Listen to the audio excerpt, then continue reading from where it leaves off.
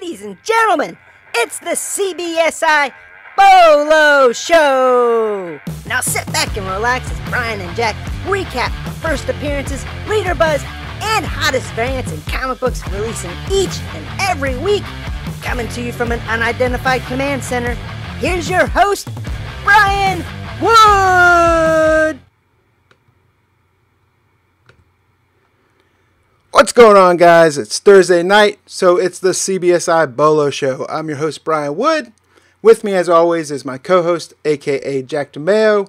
Jack, why don't you go and introduce yourself, buddy?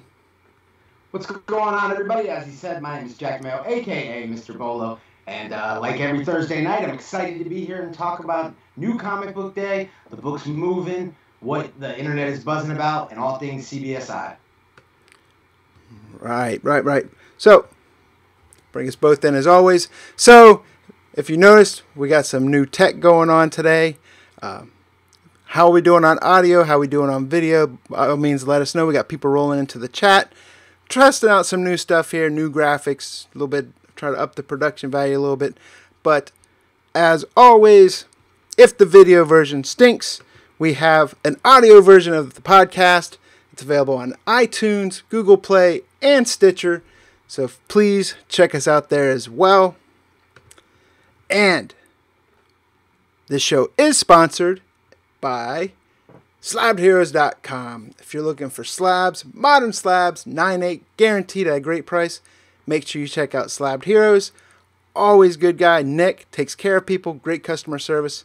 SlabbedHeroes.com for all your graded copy needs. He's CGC. CGC, guys, not CBCS. So, sorry, a little bit antsy. New tech, so a little bit nervous. Hopefully it all works well. But the Bolo list, that's why we're all here. Before we get into that, we are going to announce the winner for the Knights of the Golden Sun contest, right? We had a contest going for that, Jack? Yep, we had it going on for 2 weeks.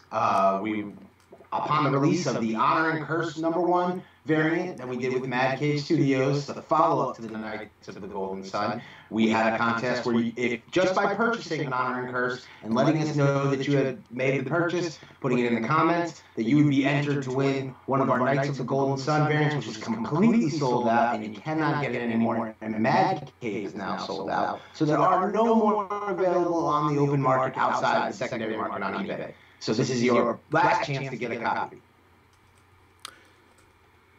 Right. So, and I will tell you, I actually got my CBSI Honor and Curse variant in the mail today with the super glare. But number 153. So happy about that. And so we'll announce the winner in just a second. But we did something pretty cool last night, didn't we, Jack? We recorded, and we're going to premiere next Tuesday night. You want to talk about it? Yeah, absolutely. Yeah, next Tuesday night, very excited. A brand new feature coming to Simpleman Comics. We got to record our very first episode of CBSI Presents the Indie Spotlight Series show. So if you're at all familiar with, we've talked about him several times on this channel. I'm a big advocate, big fan of his. Andy Tomlin from CBSI, from ComicBookInvest.com, wrote the incredible Indie Spotlight Series article, which is making real waves in the industry, really shining light to a lot of these independent creators and publishers who are out here grinding, putting out quality product, and really making waves on the secondary market. And we teamed with Andy and recorded our very first episode with Chris Sanchez from Mad Cave Studios, and we recorded it last night and it will premiere on Tuesday. Myself, Brian, Andy, and Chris Sanchez from Mad Cave Studios will be in the chat on Tuesday night at 9 p.m. for the premiere, answering any and all questions you guys have. So it'll be a great opportunity for you to get questions in directly to the publisher. We talk about upcoming books, the history of Mad Cave, what it was like putting together the variant with us, and where they want to go with their variant program future. A lot of great exclusive information that you guys are going to want to hear. So we're really excited to bring that to you right here on the Simpleman Comics YouTube channel, and it's just more great ComicBookInvest.com video content. Right. So we're getting reports, some Skype audio issues. Hopefully we can get that fixed. But Yeah, we're working it, guys. But so I will go ahead and say, let's go ahead and announce the winner. So, of course, as they said, in order to be into the contest, you had to comment on the video, the last live streams, that you purchased a copy of Honor Curse. So we have that winner, and the winner is JJK. I think that's one name I can pronounce decently. So JJK, if you're watching on the now or on the replay, My bad. make sure you email me at simplemanscomics@gmail.com, and we'll get it out to you. But yeah. So Bolo list for tonight, right? Right. So as always, we go through the first appearance, the reader buzz, variant buzz, and then Jack offers a long-term play. And going into the first appearances, we had Immortal Hulk, 4th print for number 2, right? Right. So sort of similar to where we did the facsimile edition for Hulk 181 a couple weeks ago. You could definitely argue that this is not a true first appearance, being that it's a 4th print. But it's something that I think is relevant because obviously Immortal Hulk number 2 is a major book on the market. The first appearance of Dr. Fry, who is popularized on the Incredible Hulk TV series, who made his debut in comics in this Al Ewing run, has really been the major book in this run that everybody's gone for. And, at this point, you don't see a whole lot of the 2nd and 3rd prints on the market. These books are drying up and going up in value. The 4th print sold out very quickly at large-scale retailers, Midtown, TFAW, My Comic Shop, etc. And the reports that we got from the community was that the book wasn't really readily available from most retailers, which catches me by surprise that retailers wouldn't want to stock up on this first appearance. But there are just still a lot of retailers who aren't in favor of the later printings. And we'll talk later about my feelings on later printings and actually my support for later printings. Right. So it sounds like we're starting to get the audio fixed. Totally throws me off my game. So yeah, sorry if I'm a little discombobulated. Yeah. So as much as number 2's been going the regular first print, you might have even just said this and I was just ignoring you trying to fix audio issues. But do you see this gaining in value like the other people are talking about? Yeah, I think so because, a lot of times the first print becomes unattainable. And I think in a lot of times as speculators, we're always looking for like that top book. So obviously the very first book that, you would want to get would be the first print or the Safino variant. But a lot of people are priced out of that. And what I see a lot of times, especially at conventions, and I've seen this a lot with a character like I'm very familiar with. I talked about this a lot, that, I was very heavy into speculating on Spider-Gwen. And I went deep on not just first prints, but 2nd prints, 3rd prints, 4th prints, pre-ordering them. And I saw it a lot at conventions in the area where a lot of the younger crowd, they were just happy to get that Edge of the Spider-Verse first appearance. And they knew that they didn't have maybe the coin to drop on the first print, but we're happy to pay $10, $15, $20 for some of the later printings. And I think if the way this character is trending, I think that it may have some staying power.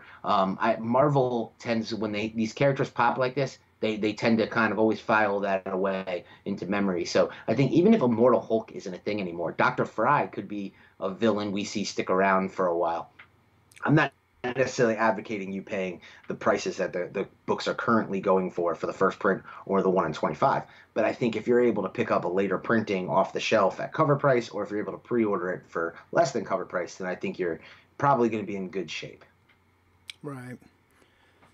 So next up on the first appearances this week was Avengers No Road Home number 9, right? Your favorite, right. A team? Yes, another team. And again, a team where we've already seen an Avengers World book. Now, I don't know. I admittedly don't know enough about Avengers World to say is this another incarnation of Avengers World, or I think it's a newer team, but it's made up of foreign, I'll say, superheroes. So it's a worldwide team of of Avengers. And I do think there is spec value in the outside the U.S. market.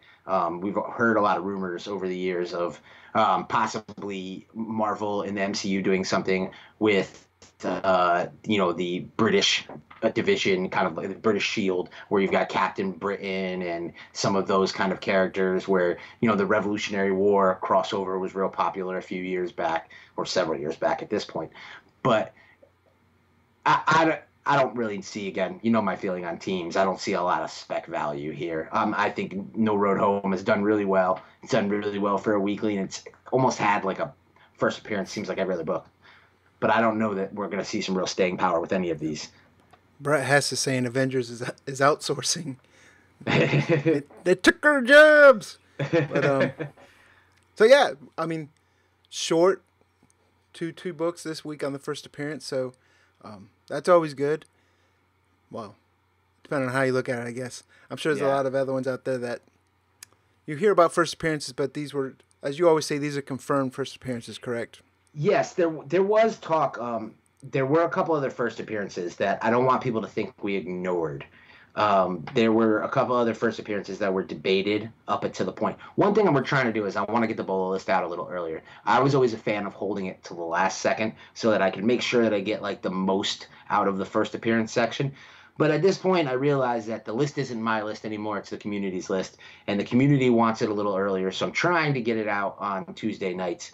And there's always going to be some debate. And I also think people got kind of tripped up because there was some app alerts that pointed to certain covers. And I think that people started to think that like the characters in that cover would be appearing in those books. And I think that confused people. So there was some anticipation of first appearances that I don't think actually panned out. But those were the ones that I felt comfortable at press time saying that's a first appearance, which is, again, we only really had one solid, which is why I included Dr. Fry. It was kind of a smaller spec week, but more of a variant week for sure. And we'll certainly get into that. Right. And Brett Hunter is saying, what about Arkham Knight? Arkham Knight is one I think we've talked about it here before, but it's one I have a hard time defining as a first appearance. And it's a prime example of kind of what we're talking about. I don't feel comfortable being the one who makes that call. If I put it on the list and I call it a first appearance, then people are going to say I'm the one who's making that call. There are certainly, and since I want the list to be representative of what the people are saying, there are certainly some people saying it's a first appearance. But there's other people who are again going to point to the comic that was released, the Arkham Asylum comic that was released a few years ago, that tied into the video game and say that's the first appearance. Now I understand if this character isn't Jason Todd, then the first appearance, this could be a legit first appearance. But also, if you read the issue, he doesn't really appear a whole lot more than he did in the previous issue, except the one bigger qualifier would be that he now spoke. But this is going to be a debated one. DC's doing it on purpose. They're stringing this one along.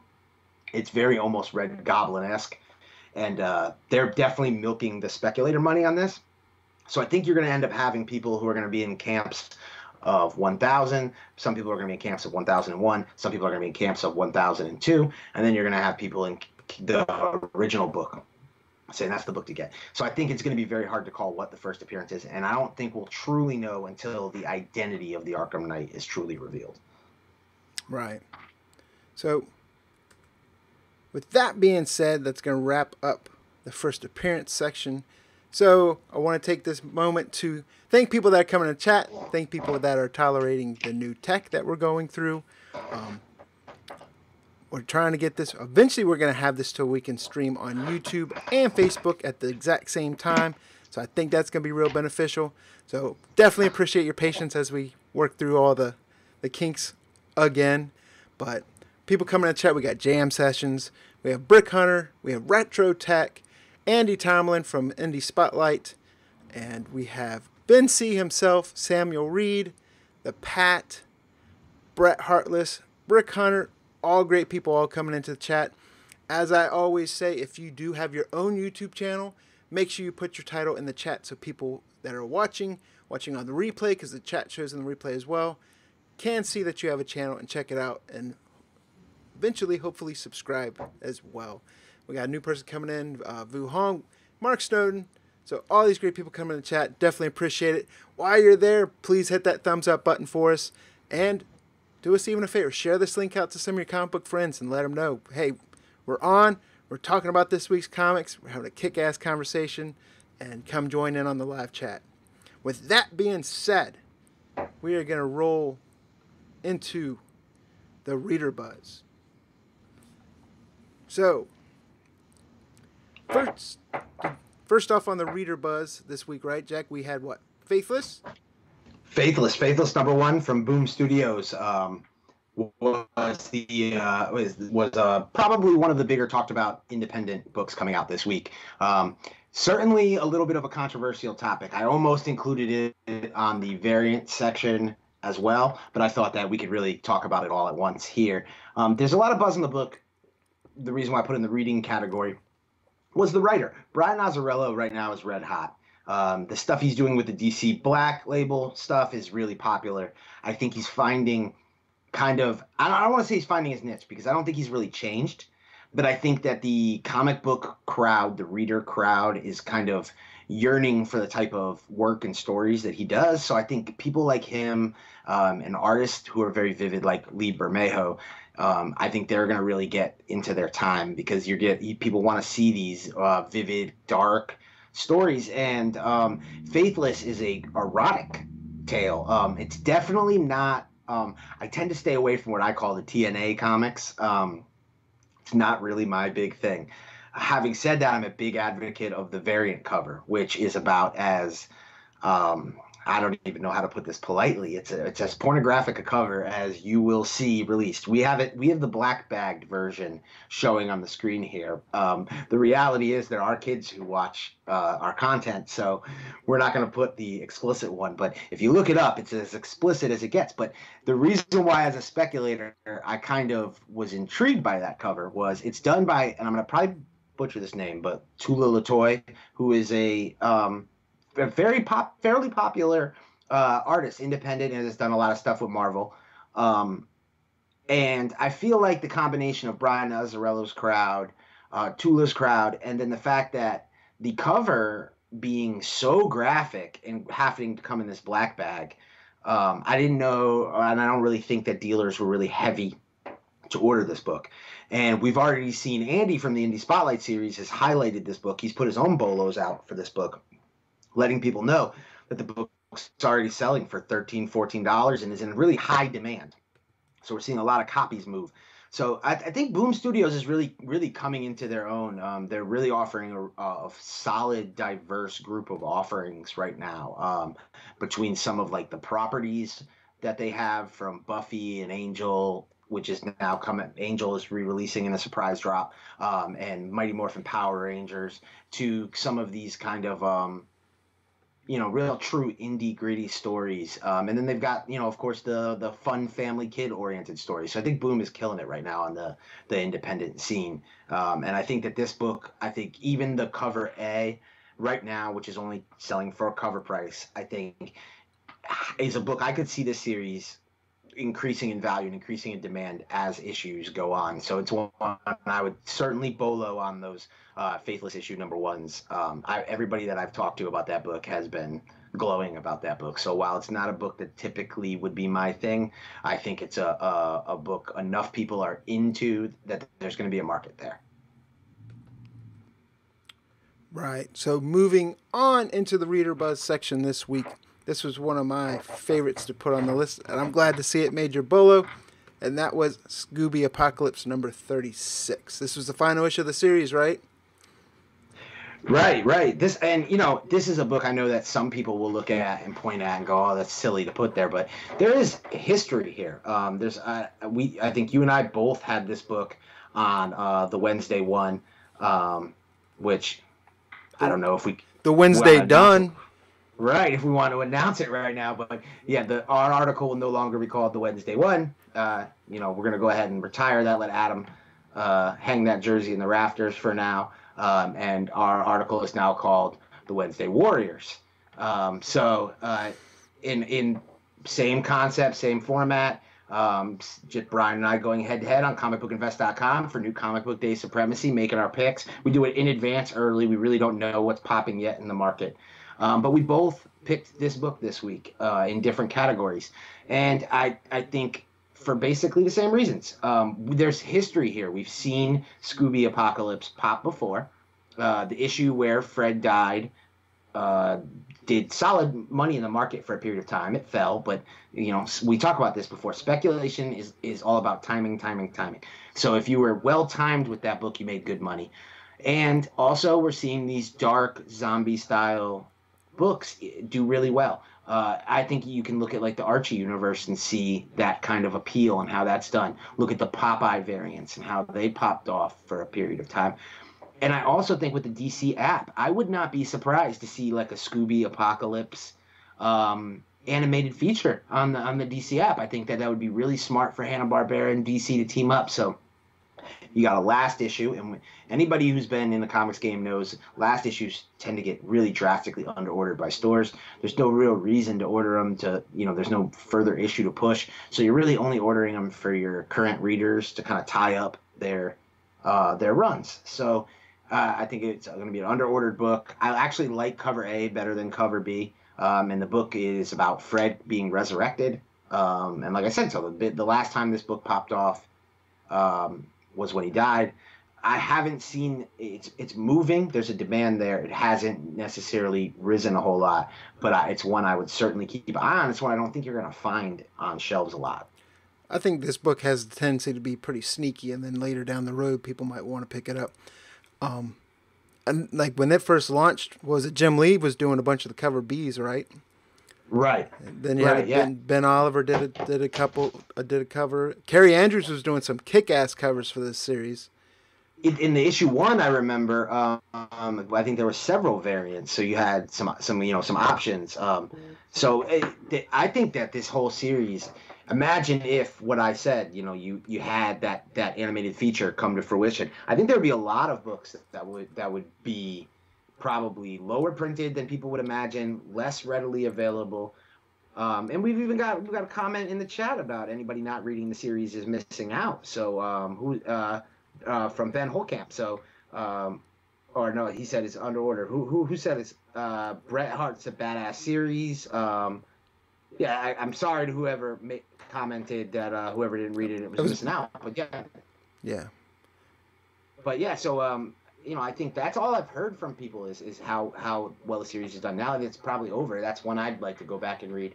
And it's one that maybe when the series started, I don't know that I would have said that. But the Sabrina stuff has really opened my eyes to the possibilities. And then the fact that there's a market out there beyond us 30s and 40s-year-old males who are kind of yearning for this content as well. So it's something I've got my eye on, and something that I think that others should keep their eye on. So when you're in there at those conventions midsummer and you're looking through those discount variant boxes and those dollars boxes, keep your eye on some of those Scooby Apocalypse variants. Right. So moving right along into the reader buzz, after Scooby Apocalypse, we had Tech 1000. Tech 1001, I'm sorry. Right. Everyone knows 1000 because I think for every one cover that was in the comic book store, every comic that the comic book store got, there was a Detective 1000 cover that went with it. But so this one is what they're could be considering the first appearance of Arkham Knight. Is that correct? Right. But again, I try to look at these things through kind of a discerning eye, because in my time in CBSI and in dealing with social media, what is a first appearance? It's so debated, and I really can't ever find a logic. There's never a consistency. So again, in 1000, you get the last page, splash page, Arkham Knight reveal. Clearly, probably a cameo, not a solid first full. Here, he's in the background, a la Batman Who Laughs, Teen Titans 12. But again, he's really just the last page, splash page, but he's got dialogue. So you could call it a first full, but I already heard as soon as the book came out, people saying it's not a first full. 1002 will be the first full. Now, are those people who have sour grapes because they missed out on 1001?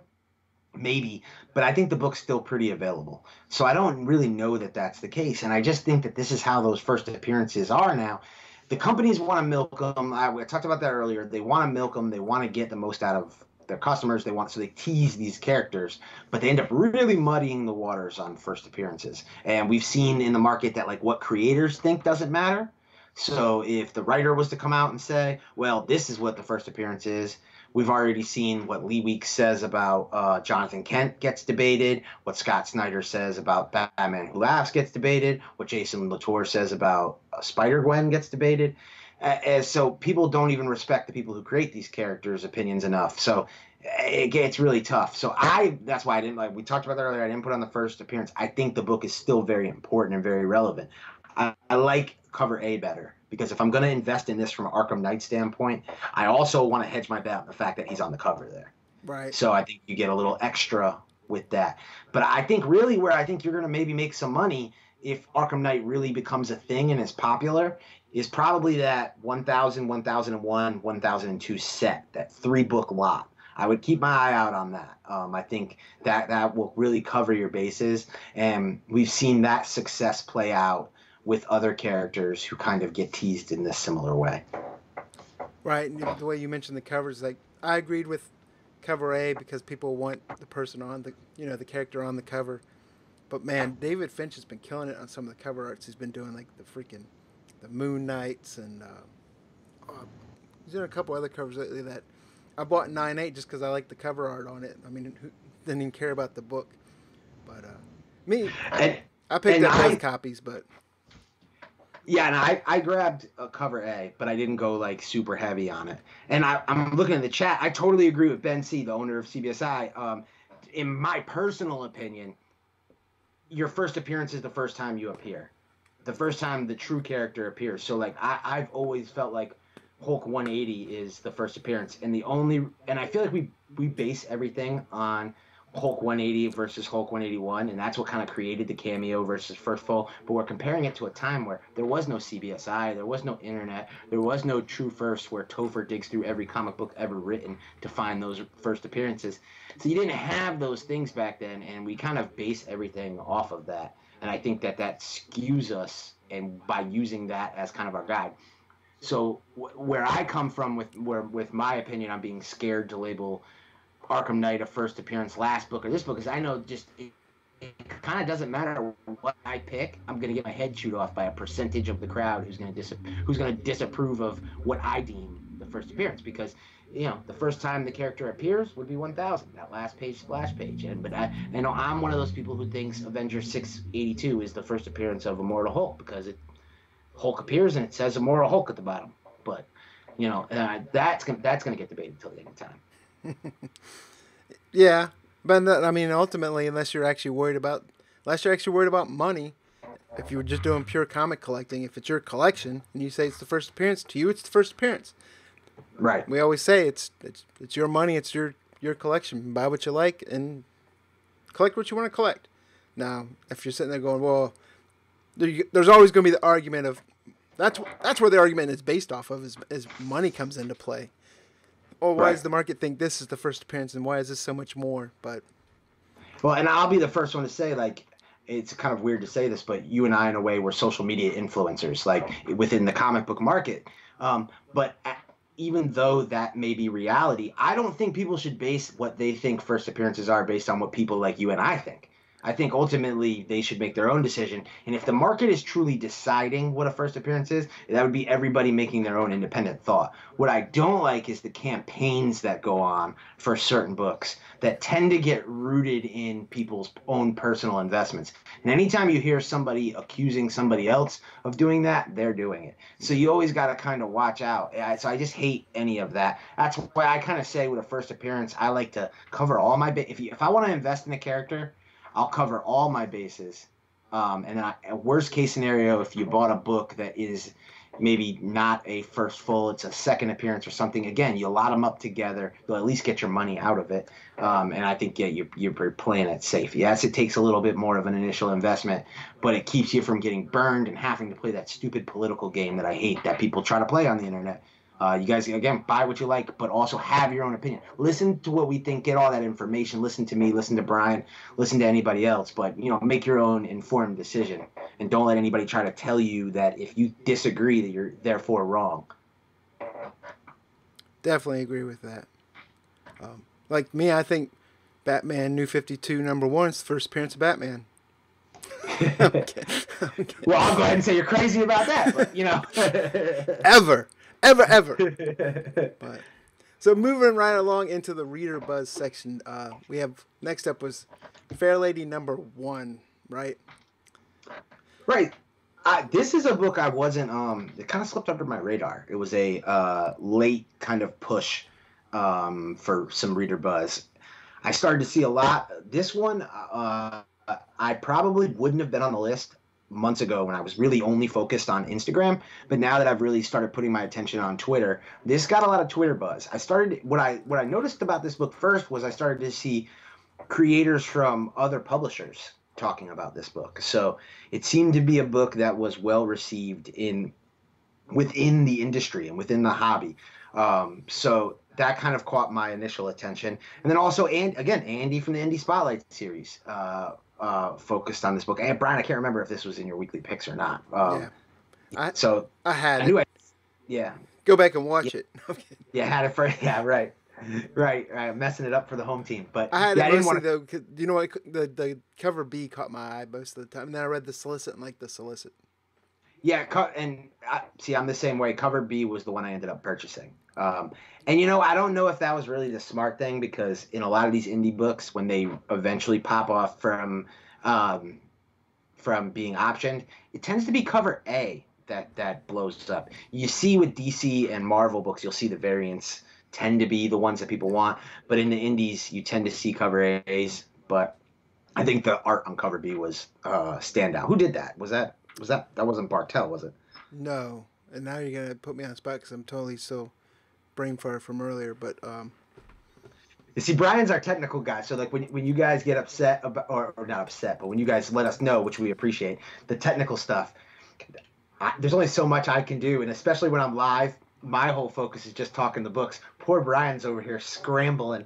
Plus we're on our backup system right now, so there was all kinds of behind the curtain stuff going on. So yeah, it was Tula Lotay also. I wanted to say Tula Lotay, but then I was thinking, no, they already did the other one. But yeah, it was Tula Lotay. That's right. Because you picked this book on the Wednesday one, now Wednesday Warriors, yeah.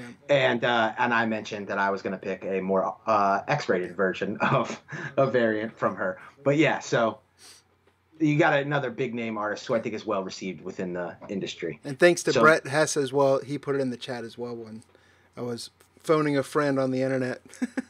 But yeah, so like Brett said, I picked it up. I haven't read it yet. And like you, I agree. Probably cover A will be the one that if it pops, they'll want that because it's got, looks like Azrael from the Smurfs on the cover. But I'm really interested in reading this because I picked it up. I haven't had a chance to read it, but I will probably tomorrow. But yeah, so let us know in the comments if you guys read Fair Lady, what you guys think. Is it one you're going to continue to read? So yeah, I'm in the same boat. I'm waiting on copies to show up, and then I'm interested to read it.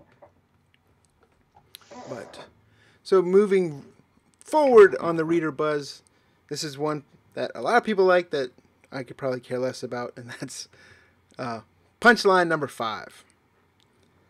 Right. This I was reluctant. This was kind of another last second edition. I started to see a lot of Instagram posts for this one. And I think you start to see a lot of Instagram posts with homages. That's why I think a lot of homages make the list. There was a time a couple years back where homages were starting to really get played out and people didn't like them.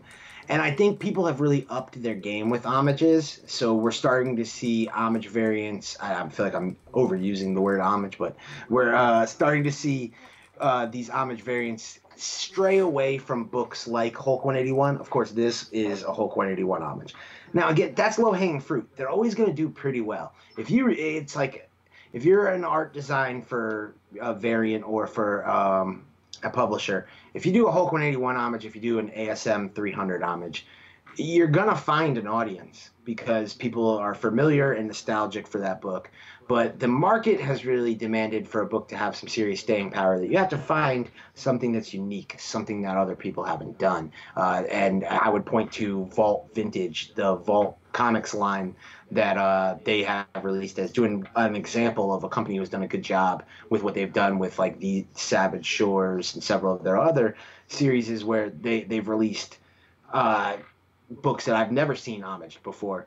But, you know, this is, like I said, low-hanging fruit. Punchlines had some success on the secondary market. I know, Brian, you're not a huge Antarctic Press fan.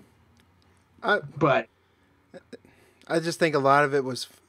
Some of the titles I've read and I've liked, but I think there was the whole FOMO with Rags, and then it seemed like every Antarctic Press title that came out after... Well, Punchline and Rags kind of came around the same time. They both kind of hot. But then it was like anything Antarctic Press for like the next 5 weeks after that would be sold out automatically, right. And I just didn't understand it. And it's not like they're a new publisher. And that's what we talk about. Well, first off, I think that speaks to the growth in speculation. I think that the speculator market is booming. I think the flipping market in general, you and I are both I don't want to say followers, we sound like we're in a cult, but we watch people who consume Gary V's content, and he's like somebody who's an advocate for, you know, you can flip anything you're passionate about and make money. And I think a lot of that kind of movement has gotten into comics, and which is great. So people that like comics have realized, hey, I can make some money doing this. So we're seeing new people jump in. So you start to see some of these things that make you scratch your head. You're like, and it's just people making those same initial mistakes we all made. And one of those mistakes is jumping on a trend that's not really a trend. So a book from a certain publisher pops off, and then you'll see that 3 or 4 books in a row pop off. But I agree with you, Brian. I think that the Rag situation put a bad taste in my mouth in general with them. I will say it seems because I think we were all looking forward to that crossover where we were going to see Punchline and Rags crossover. I think the biggest thing about that is, and I don't ever like to talk negative about a publisher, and I'm not really, because I don't know enough about the whole situation, but I think that Antarctic Press, I would have loved to have seen them really make a definitive statement where they stood with the whole Rag situation. Instead, they kind of stayed out of it.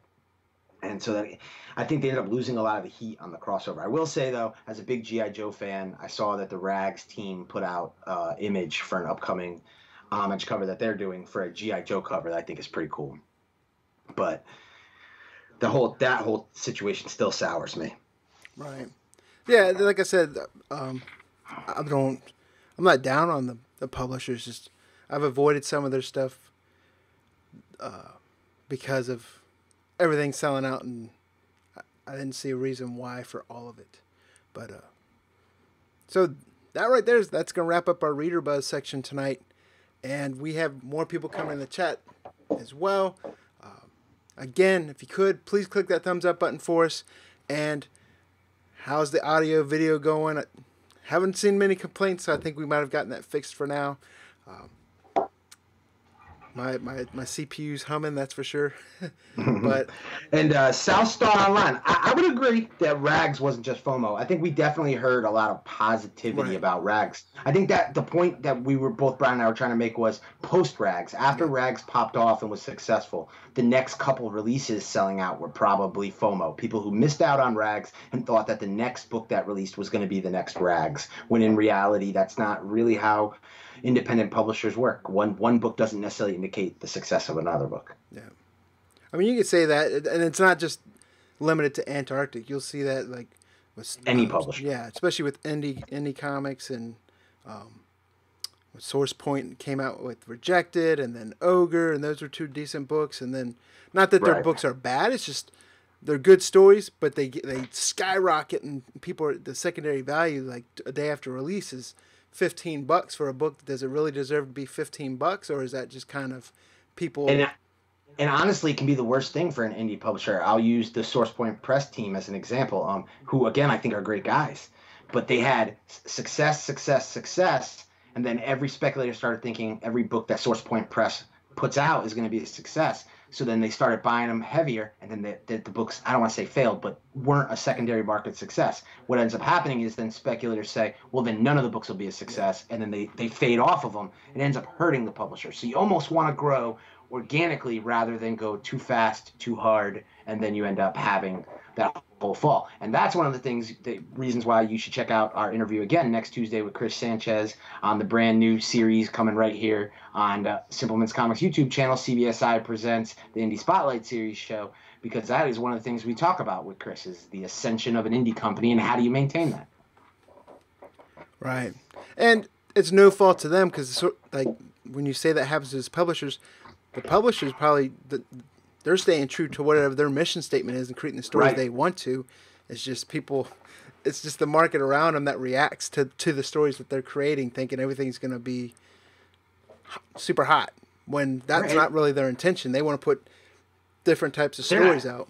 They're not even thinking about the secondary market, most of them, especially the ones who are just getting into the industry. A Liefeld kind of person can make a decision to do something like a variant cover because he's trying to circumvent the market, because he's been in the game long enough, so he knows how the game gets played. Somebody in the beginning, people are just trying to write stories. That's it. Right. So I don't fault the team at all. The market does that, and it's just the nature of the beast. So with that being said, we're going to go ahead and kick off right into our variant buzz section for the night. And kicking us off in that, this was one of my favorite covers. You and I go back and forth on Perio all the time, but this was one of the covers that I actually really, really, really liked, and that was Red Hood Outlaws number 33, the cover B, Lucio Perio variant. I think my Italian pride will always make me stick up for Perio here, but obviously I'm a big fan and advocate of his. I think that he does some stunning variant work. Also, obviously, if you've watched the show, you know how both Brian and I feel about DC cover Bs. We've been debated on it, but we ain't moving off of our stance. We both feel that these books are good long-term investments. I think that the bubble has burst on the immediate pop to $20 from the days of the Middleton variants, but Batgirl and so on. But I think that there is going to come a time where these books are going to dry up and disappear, and you're going to start getting really surprised what they're going for on eBay. This book is no different. Red Hood is one of the most popular cult characters. Yeah, his following may be smaller, but it reminds me, and I know I'm going to probably get killed for this comparison, but to Deadpool about a decade ago. And what's the difference between Deadpool and Red Hood? Well, Marvel started marketing Deadpool a lot. We started to see Deadpool places. And Red Hood we haven't seen yet, but that's going to change. Titan Season 2, it looks like we're going to get Red Hood. And I know that maybe won't be like the biggest and baddest example, but we're getting Red Hood on the small screen, on your streaming services. And I think that's just the beginning. If the character pops off the way I expect the character to pop off, then I think that we're going to start to see talk about using that character in a movie. I think some of DC's most popular characters are the characters they haven't even begun to touch, like Damian Wayne and Jason Todd.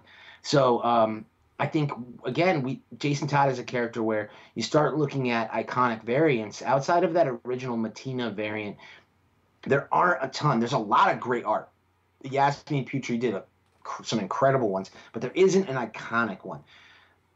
The dark themes are popular right now. The Skull stuff is always going to be popular. Obviously, with Jason Todd's history, with the death and resurrection, I think this cover plays into it. I kind of think it's a home run, perfect cover. It's one that I ordered heavy. I expect to be popular for a long time. It's not one I expect to flip immediately. It's one I expect to honestly to put in a box and not worry about for a while. And that's what I do with my DC cover Bs. They're not, you don't buy them and list them immediately. I buy them, and again, I may be throwing money away, but I really don't think so. I think that's going to be money I pull out later, and I'm very glad to have. But it's a cheap investment for these books. So you mentioned people playing Red Hood and showing up on the small screen. You know who my favorite Red Hood is? Who? Old Dean Winchester himself, Jensen Ackles. I should have known you were going to go to. That's all right. Yeah, Supernatural. I saw the hurt in your eyes last night when you tried to work Supernatural into our show last night, and it didn't work. Yeah. So just just a little, I guess, teaser. When we ended our interview with Chris Sanchez, great guy, by the way. We had a little lightning round where I hit him with some questions real quick. Gave him a couple choices, and he had to answer. And one of the questions was Supernatural and Charmed, and he's like, I don't know either. And it broke my heart. But, yeah, I'm a big Supernatural fan. But sad to see it go. But moving on into the variant buzz. Next up, we had Batman Who Laughs, number 4, and this is the Carrie Andrews. Before you get into it, usually there's not many covers that, to me, can rival Jock. And this one, to me, I enjoyed this one better than the regular cover. I tell you, I think Carrie Andrews is on the real come up, quietly. I think I think a lot of speculation gets done on variant covers based on name recognition. I think we have to be honest about that. I think it takes a long time before an artist is truly just respected for their cover art. I think if we were to look at like artists like Ben Oliver or Joshua Middleton, who are starting to move up from that B range into kind of being talked about in the A caliber, they've been doing great work for a long time. This is another classic Batman Who Laughs cover, and I totally agree with you. I think that this cover holds up against any of them that have been released. I'm not saying it's the best.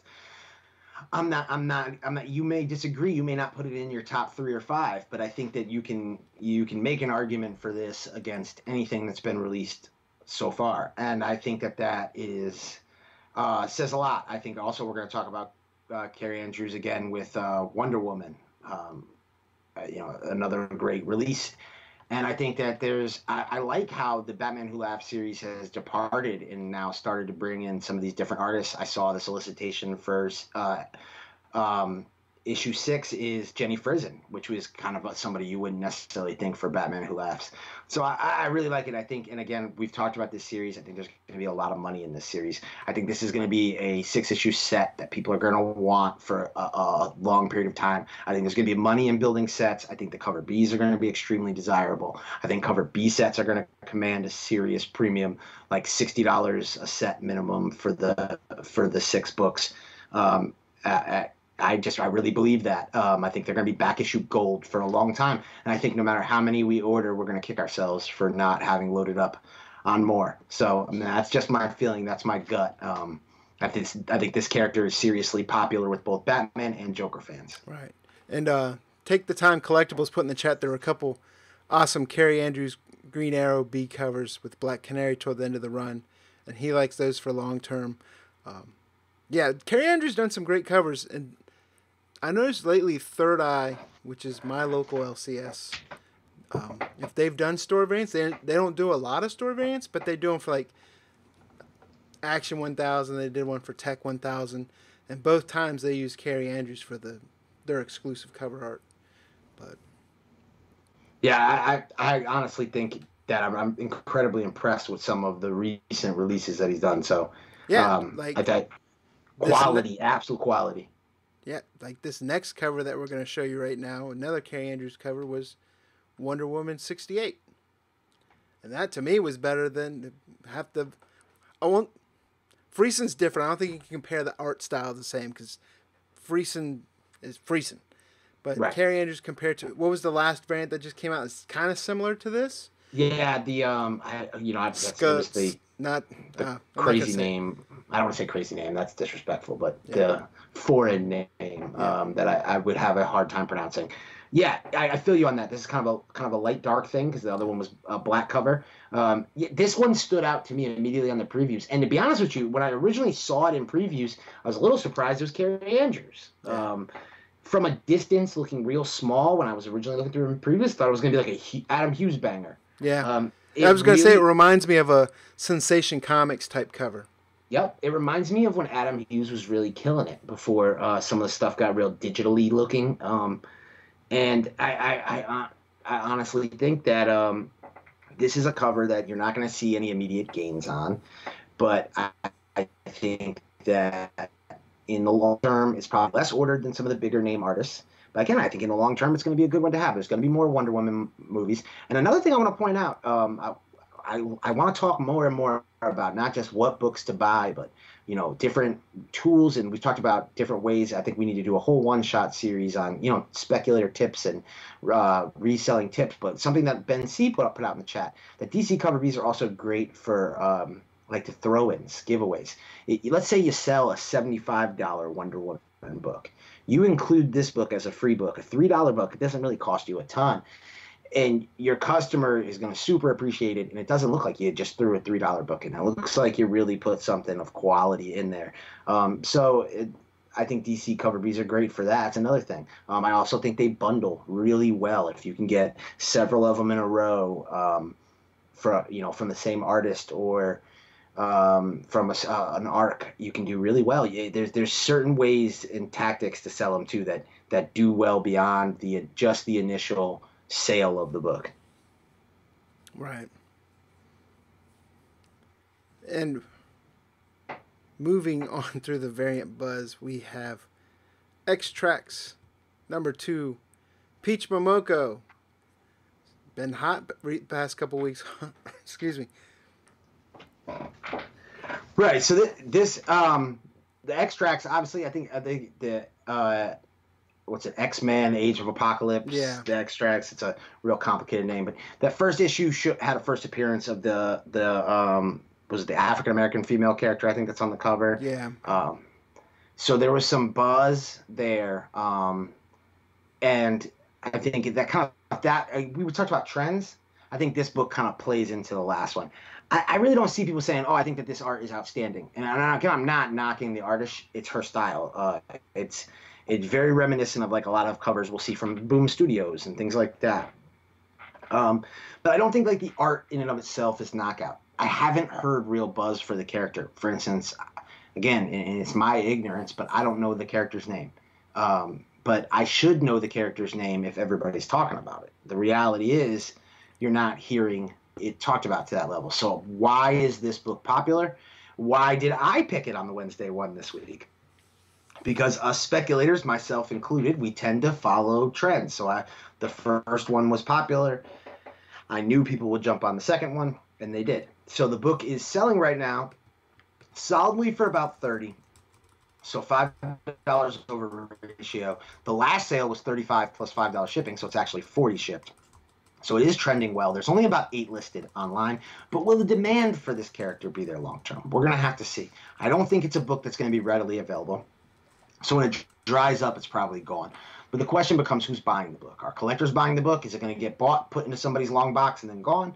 Or is it just other people trying to buy it and resell it, and then you may see the prices dry up? So I'm in a position on this book in the long term. I think if you could have bought it for ratio, you'll probably make a little bit of money, or at least get your money out of it. It was a safe buy. I just want to say Discovery Bay's in the chat, and he's so happy that Ben C's in here with him that he just named his name twice. So that's pretty awesome. As always, JB, Discovery Bay Comics. If you guys aren't aware, make sure you check out his channel. He does the daily What's On Today with Discovery Bay. He does an awesome daily video of a bunch of different comic book content that's on YouTube through a bunch of different channels. So if you have a channel that's comic book related, also reach out to him, let him know what your content is, and see if he can include you in there, because he does real well at bringing awareness to other people, and I think that's great for the community. Absolutely. Comic Chief's in here. Truly unselfish guy. Yeah. We also got Comic Chief. He has another great YouTube channel. So like I said before, if you guys have come in here since we started, if you have a YouTube channel and you're in the chat, make sure you put your channel name in the chat so other people can sub you up. But moving right on through the Variant Buzz section of the week, we were talking about, this is Orphanage #1. This is from Aftershock, right? Right. So again, this is, I think people jumped on this book following a trend. We had Dark Red last week, and we saw that 1 in 10 pop off. So I think there was some anticipation of, could we see this? Aftershock has a lot of releases coming for the next couple months. So there is going to be several new Aftershock #1s coming out with 1 in 10. So I don't think that you can necessarily assume every single one is going to do well. Having said that, I really do like the premise of this book. If you were to just pitch the premise as a Netflix series, I think that it sounds like something that they would be into. If you're not familiar, the idea is that every adult is dead. Therefore, the book is called Orphanage because everybody's an orphan. And that's not even really the true story of the book. The story of the book is 20 years later. It's what happens when those kids now grow up and now have to reform society. You have the first generation of adults now. Oh, we got Children of the Corn. Yeah. So, I think that when you look at the programming I use Netflix as an example. Again, I'm a hard believer in their properties and what they're able to do long term. I think the best places you could get adapted would be Netflix or HBO. Yeah. They're going to do you right, but I think Netflix has that young audience. So this has kind of like that Stranger Things, 13 Reasons Why kind of crowd. And Blue Green Artifacts agrees with you. He put in the chat, produces Ray for Netflix books. Right. And I like seeing those type books that aren't Mark Millar. Right. So I think I think because they can only come out with so many of his books at one time. Yeah. But I think that so this is a book to keep an eye on. I think that the regular cover A is still available at cover price most places. So, I think that that's something to keep an eye on. The 1 in 10 variant is done by Juan Doe. And Juan Doe has done some really nice covers over the years, kind of an under-the-radar artist, done a lot of work with various indie publishers and some Marvel stuff too. So I would keep an eye out for that book. I think that's another book that Andy from the Indie Spotlight series talked about. Right. I haven't seen what I'm trying to see what it's moving for right now.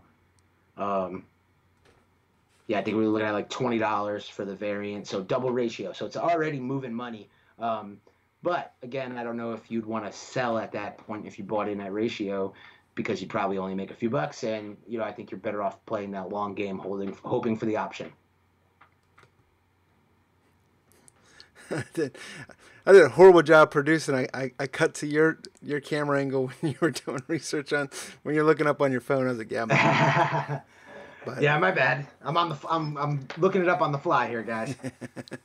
But I usually try to be stealth, but got busted. I was like, whoops. I was like, cut the camera too. All right.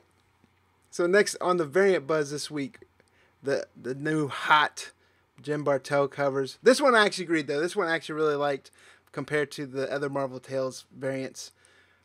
But this was the Marvel Tales Thanos #1. This is the 1 in 50 Virgin variant, correct? Right. So it's right in line with what we've seen from the other Jen Bartel variants. 1 in 50 Marvel Tales. You're talking about reprints of popular stories. The book is a 1 in 50 incentive. So the reason why this book is it's going for about $155 right now. It's selling for about $150 and $5 shipping. That's been consistent for about the last 3 to 4 sales. But we really have to look at these books to really see, are they successful? Because we've had a conversation about this, and we've talked about why are these books going for the money that they're going for? And the thing that we've talked about is the fact that, most ratio variants sell at ratio.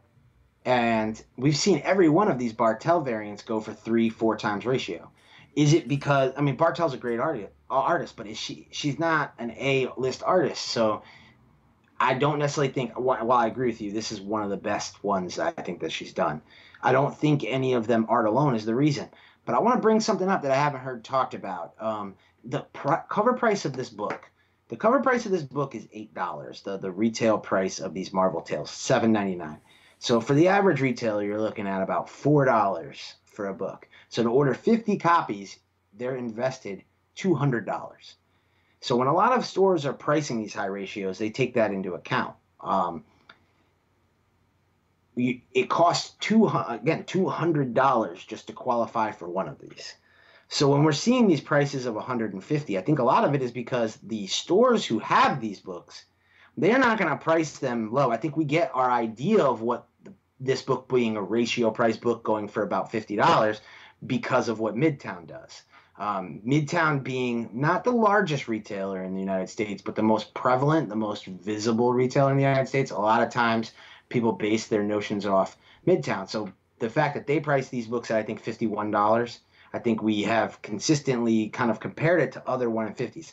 These Marvel Tales books really just don't compare to 1 in 50s. It's if you're a small store and you're only getting, say, 25 to 35% off, you're paying even more than $200. So even with these books popping off to the value that they are, I don't know that it's even economically profitable for a store to order 50 copies of these books, because I don't see a lot of people talking about buying the regular covers. I don't think the regular covers are moving like that. Well, so yeah, you know, and Midtown, they're starting to get, I don't know, they used to be selling around ratio, but now they're starting to like DCBS stuff, and the 1 in 50 they were selling for what, $85, I think it was, and then just like the stupid Immortal Hulk variant that everyone was high on. I'm not saying, I say stupid because they were selling it for like 125 and 150. Right, but yeah, they've broken ratio recently on some of those books that have popped early. Yeah. Definitely. And you know what? I would have gone out and I would have paid $85 if it had this art, but I wasn't crazy about the reprinted issues that they put in it compared to some other great Jim Starlin and Thanos. What they have, they had like Warlock number 10, Silver Surfer number 45, and then Infinity Watch number 8. They're not bad stories, but you could have. There's some really great. If you're gonna highlight Thanos and you want to highlight Jim Starlin, I think there's some better stories that they could have put in there. Yeah, definitely. I think they focus more on some of his appearances with other characters. They're trying to tie it into the movies, is what they're doing. Right. And I think really that's what these Marvel Tales are. So, looking at solicitations to the future, there's a Spider-Man one coming out in June. Yeah. I think, obviously with the popularity of Spider-Man, I think you'll see the same thing. Yeah. I think you'll see Spider-Man sell for $150, $200. But again, I don't even know if that's really profitable to invest in, because I don't think anyone's getting access to these books outside of the couple that Midtown's put out for $50. And with your point, I don't know that Midtown will continue that trend once they figure out what these actually sell for. Yeah. But yeah, and Ben Stein says print run has to be microscopic, but yeah. Either way, it's a hot book, and Jim Bartel's a hot artist right now. And we got shout out to Gotham City Comics in the chat. They're a retailer who have done some really cool stuff, some cool retailer exclusives themselves. And they made the comment, if we ordered 50, we'd be stuck with 45 of them. And I think that's the exact point. I think that retailers really would, because it's reprinted stories. When you can get reprinted stories in a True Believers format for $1, or you can get, for cover price, a facsimile edition where you're getting like the exact reprinted cover, and it's really kind of cool and a unique collectible. I don't think that these Marvel Tales really hold water. I think it's all a cash grab for those variants, and I think the only people who are making money are anyone who's buying them at ratio. And I think most of them that you're seeing get sold are being sold by dealers who are selling them to break even. Right. So Blue Green Artifacts also put in the chat, whether or not publishers print 1 per 50 of the total run, or just print enough to cover the few stores that order 50 copies. Has it been confirmed either way? So I have talked to someone from Diamond, and I did an interview years ago with Dinesh Shamdasani when he was the CEO of Valiant, and we discussed this exact topic. The reality is the books are printed. They are printed enough to cover all of the orders. Now, whether or not that those orders are all fulfilled, books are usually destroyed. Having said that, it depends on whether incentives are fulfilled by Diamond, because a company can opt to not fulfill their incentives through Diamond, and it actually costs publishers more to have Diamond fulfill their incentives versus the publishers themselves fulfilling the incentives and sending it to Diamond to put in with the orders. And I know it sounds complicated, but apparently it's complicated. So the real answer is there's no definitive answer to that, because every publisher could kind of do things differently. I think the reality is with the bigger ones, there's no real incentive for them to play games. But we have seen Diamond the distributor, the largest distributor of comic books in the United States, we have seen them do clearance sales where they have had massive amounts of high ratio variants sitting available, and those are usually from overprinting. But when they've done that, it's received such negative response from the hobby and from the community and from retailers that I know that the publishers have really tried to scale back on overprinting, especially with incentives. And there's also always rumors with some of the smaller publishers of them allowing retailers to order beyond what the ratio says they should. And some of that does exist. But again, when you're talking small publishers, you're not talking enough to really move the needle in the market enough. But, you know, I know that that's not the perfect answer, but that is, as much as I've been able to glean from talking to an employee of Diamond kind of off the record and talking to a CEO of a company who was in business and certainly had a couple accusations thrown his way. Right. So hopefully that answers your question. But moving through the variant buzz, next was Symbiote Spider-Man #1, and when you had the Art Germ and McFarlane variants, right? I didn't put both Art Germs. I just put the Incentive Virgin variant up there, which was really more the one that was really being buzzed about. We've talked about this before. When they do a Virgin cover, I don't understand the point of doing the trade dress and the Virgin. I know it's, you know, you're trying to give accessibility to people, but you really kill it as a collectible.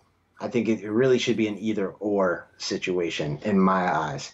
But I think that these were two books that were buzzed about the moment they were released. I want to put a big pump out there for Topher has a True First article where he actually talks about the cover art that is used on that Hidden Gem McFarlane variant, and where you can actually get the book that was the art was originally used on. It wasn't a comic book. It was more of a regular book kind of format, larger, almost magazine size, that Marvel released kind of late, I think it was late 80s, maybe early 90s. But yeah, the variant's been popular. Obviously, Todd McFarlane has a serious fan base. So I have no surprise. It's a 1 in 100 variant. It's doing about $140, so over ratio. I haven't seen anyone selling this one cheap. I don't expect anyone to. I think it'll probably even maintain its price. I think if it dips, it won't dip below 100. I don't expect it to. I could be wrong. And then the Art Germ variant, you're looking at 1 in 200, and I have seen people pretty much hold at ratio or slightly above ratio on that one. They may be just holding for too much. I don't know if it's really going to truly command that price consistently, but you know, both the books have been buzzed about. Both books were heavily talked about, and both books are desired by collectors. 1 in 200 is tough. I don't think a lot of stores are going 200 books deep, but there are several stores who are doing store exclusives. So I think the most common place you find those 1 in 200s are the stores doing the exclusives. Most of them have variant bundles, but I happen to notice even those variant bundles where you can tend to find these books cheap, they were still charging at or above ratio for that 1 in 200. Right. And it was a heavy week also for Spider-Man books, because not only did you have this, but also on your variant buzz list is you had the Web of, Cult of Carnage? Was it Web of Venom, Cult of Carnage #1? Right, Web of Venom, Cult of Carnage, the Gabriel Dell'Otto 1 in 50 variant. I think this, honestly, for a Dell'Otto variant, flew under people's radar, and I also think people get kind of like dope Venom variant fatigue, because it's like, yeah, it's great, this variant's awesome, but we honestly see like cool Venom variants, it feels like, all the time. I don't blame stores who create exclusives. We do that. So I'm not at all out here to try to say anything negative about that, but I think that people went to that well very often, and we've seen so much nice Dell'Otto art that some of these books can sometimes fall under the radar. So this book wasn't as heavily talked about as some of the other ones, but it's really gained a lot of buzz of late. There's been a lot of momentum on this book. I think that the trade dress is unique on this book as well. It kind of gives it a movie poster feel. So I like the book. I think it's very unique. Yeah, I definitely had it in weekly picks, and then even had it on the what we used to call the Wednesday one. And yeah, it was a great book. It was a great cover. I didn't see too many out there at my local comic book store. Plus, I had people hit me up on DMs. A couple people saying, "Hey, do you know how I can get hold of one for?" Because they were selling another book that was selling above ratio, even at some of the retailers. Right. With mine, with Third Eye, if you want it, you either got to get it through pre-orders or, a week before it releases. Because a lot of times, even if they have it up in Annapolis, it's probably already called and spoken for by the time the night or day before release. Especially covers like this when you know they're hot. Right, so you're seeing prices here 65, 70 to 75. Real fluid. There's definitely prices jumping all over the place. So if you want one, you might want to get on it, but be discerning because there are some that go lower than others. So just keep an eye out. There's definitely this one. Anytime Delato Venom, it's going to be on everybody's radar. Right. So that's going to wrap up the Variant Buzz section for us. And also go in, if you're watching this on the replay, and then even in the chat if you want to, comment other books that you were aware of this week that you guys enjoyed.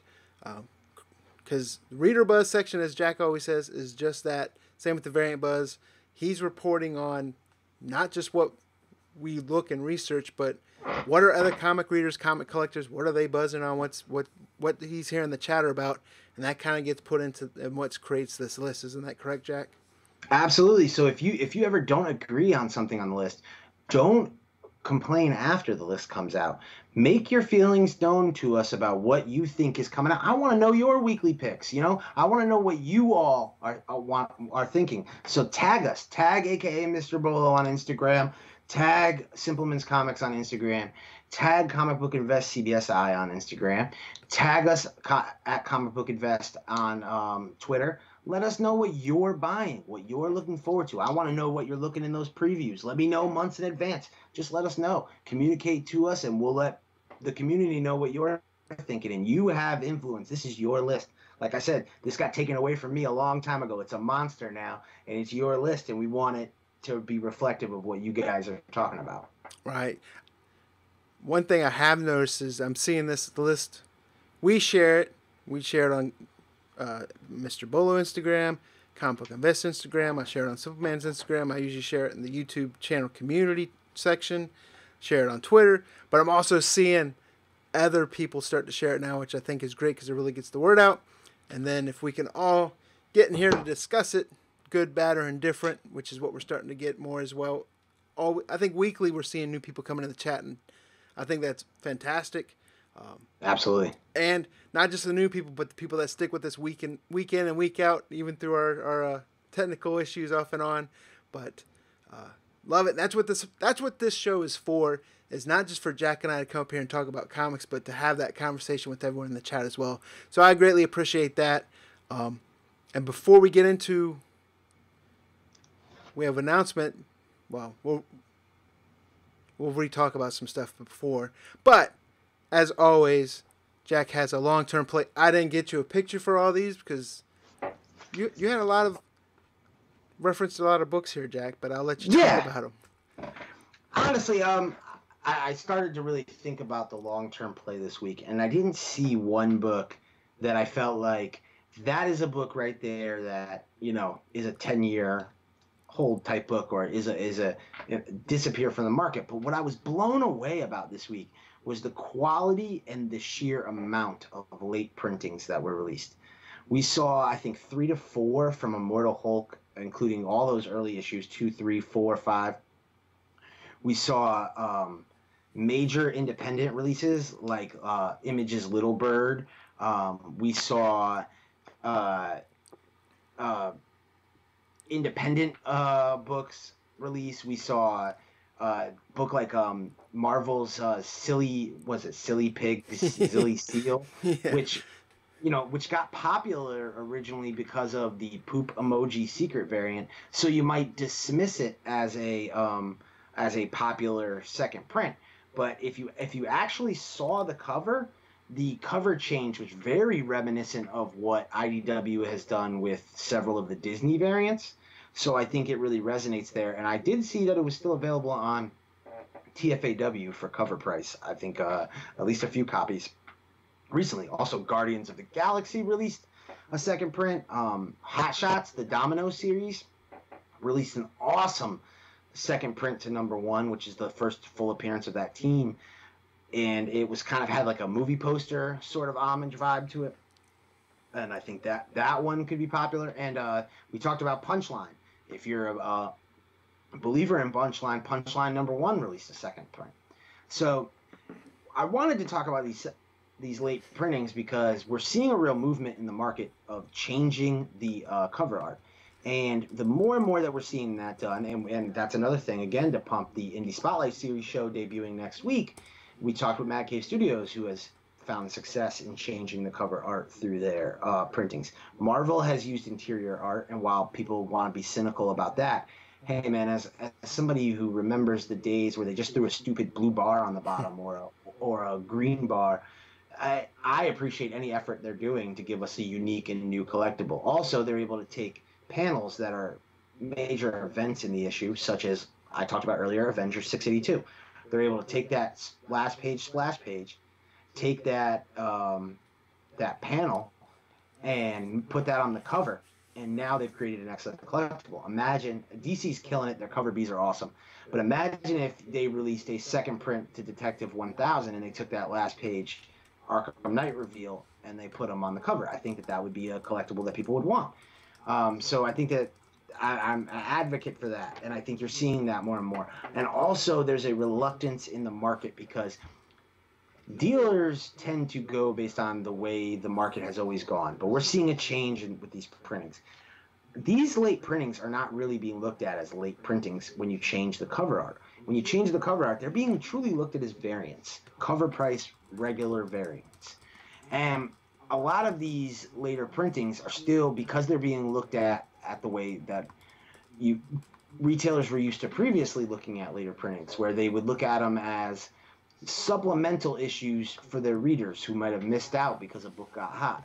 So if a book gets hot and us speculator pigs run in and grab 5 copies each and there's none left, and then Johnny Reader walks in on Friday and he's bummed out because Teen Titans 12 isn't there and he just wants to read it because he's a Teen Titans fan, then he's going to be fine because he knows the second print will come out and he doesn't care that it's just a red cover change.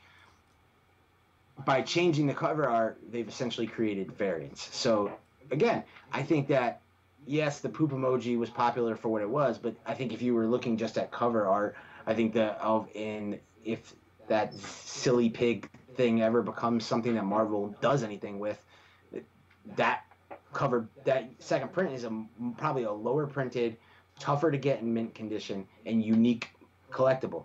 And that's not necessarily a book I advocate, but look at the Conan stuff that they've done, the later printings in Conan. They have really found some unique art to run with. I think Immortal Hulk has done a great job. They're running into thirds and fourth prints. Guardians of the Galaxy looks like they're going to really, really go with that trend. Venom has done a ton with late printing. So I just want to advocate to people, when you miss out on that first print, don't be afraid to grab those second, third, and fourth prints. If you check out my back issue Bolo section, again, I think this is actually a place Brian missed where the Bolo list is also featured. Of course, the mothership, comicbookinvest.com.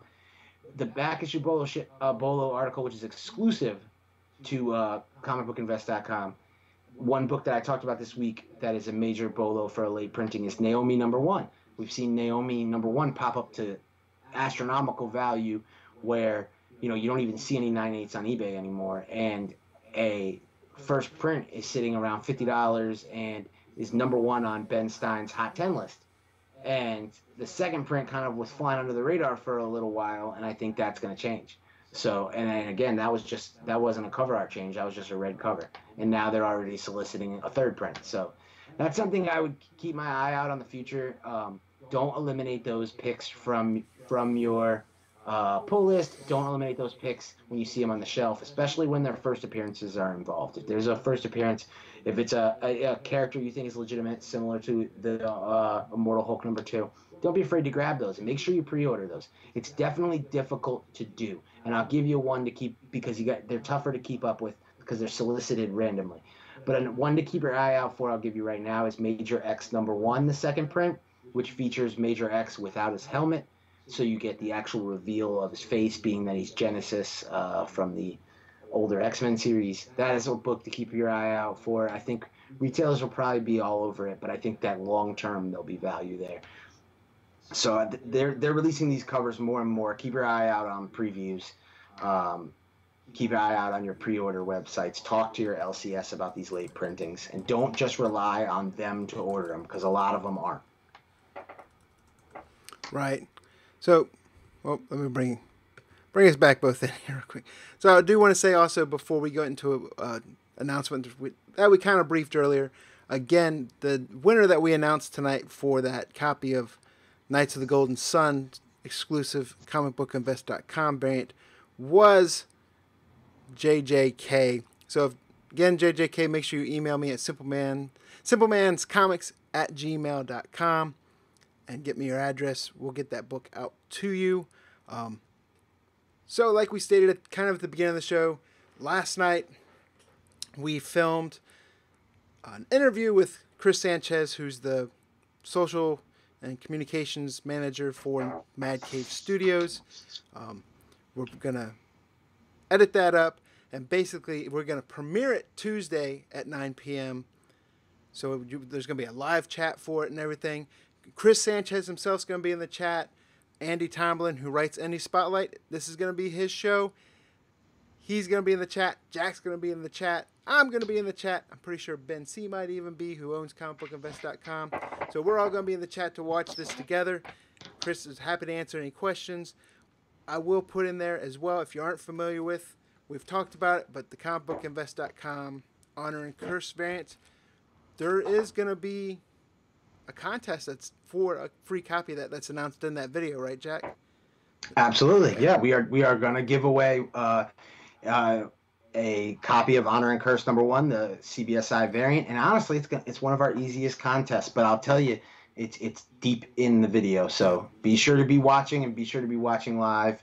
And if you miss live, be sure to check out that replay. But we're really excited to bring this to you. It's another thing. It's going to be a work in progress, so the first one won't be perfect. We'll build on it. But, this is something we really want to bring. We want to take Andy's Indie Spotlight series, bring it to life, but do it with the actual people creating these books. So be on the lookout for future episodes where we want to bring more publishers and more creators. So if you're seeing this, any publishers and creators, reach out to us. If you want to get your book spotlighted, let us know. Whether it's your book or your company spotlighted, let us know. We'd love to talk to you. Right. And with that being said, if you guys have it and you still want a copy of Honor and Curse, comicbookinvest.com's variant, there are a few copies left on the website. Link to it is going to be in the description of this video as well. Or you can go to comicbookinvest.com. Up on the top banner there's one that says variant. Click on that and it'll take you to it. But with that being said, thanks again for everyone in the chat. Love the conversations we're always having. Jack, thanks for always bringing it every week. It's been a crazy, crazy week. In my personal world, work's been crazy. Kids, soccer, everything like that. Trying to get the new tech for this show working, but I think we might have gotten it kind of fixed. And last words to you, Jack, before we go. No, just again, thank you to everybody for joining us this week. Thank you for everybody with your patience. And I'm really appreciative of the people that we see in this chat who have been with us week in and week out, rocking with us. And you guys are the reason that you're spreading the word about this show. And we're seeing so many new people. And to the new people, thank you. It's not lost on us you spending your time with us on Thursday evenings. And it is really the highlight of our week to come here and get to talk new comics with you. And let us know in the comments if there's anything you want, any more developments from the Bolo show, anything more you want as far as content from the Simpleman's Comics team and the CBSI family. Let us know in the comments section. Let us know in the chat. Again, we want to create content that you guys want to see. We're not out here just for ourselves talking on the mic, and that's why we knew you guys wanted to see the Indie Spotlight series, and we're going to bring it to you. So let us know. Let us know in the comment section what you guys are liking and what you guys want to see. Right. So yeah, and with that, remember Tuesday night, 9 p.m. Eastern, that Mad Cave Studios interview with Chris Sanchez is going to premiere. And we hope to see all you guys there. And we hope it's the first of many with a lot of independent creators. So with that being said, I will say good night. And hopefully see you Tuesday night. Normally I'd say Thursday, but we want to see you guys Tuesday. Yeah, we need you twice next week. Yeah. Have a good night, guys.